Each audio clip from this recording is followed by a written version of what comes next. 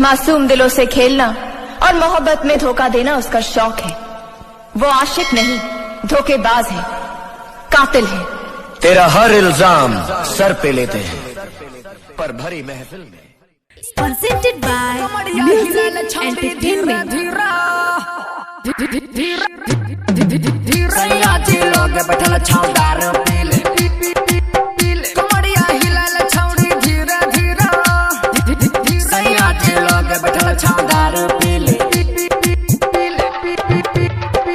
के साथ में लगाइले बैक सेज बजाई के करिए attack.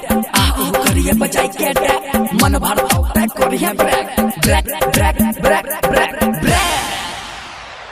Break break break break break. कमरिया हिलाल छौड़ी धीरे धीरे धीरे धीरे। सयाजी लोग बैठल छौदार पीले कमरिया हिलाल छौड़ी धीरे धीरे धीरे। सयाजी लोग बैठल छौदार पीले। Presented by Music Entertainment। Sangam recording studio Chakarbaniya. Sai कहता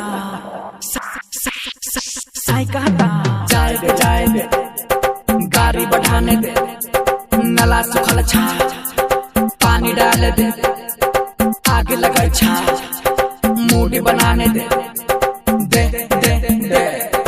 आँख में तोरा नशा चढ़ल छो, जोश के छौड़ी तोरा बढ़ल छो। साई के हुट्ठा पर तो तोरा तब कहबी तू छोरा छोरा छोरा छोरा छोरा।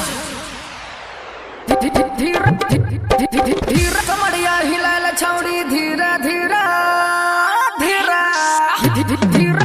सयाजी लोग बैठल छौदार पीले कमरिया हिलाल छौड़ी धीरे धीरे धीरे। सयाजी लोग बैठल छौदार पीले।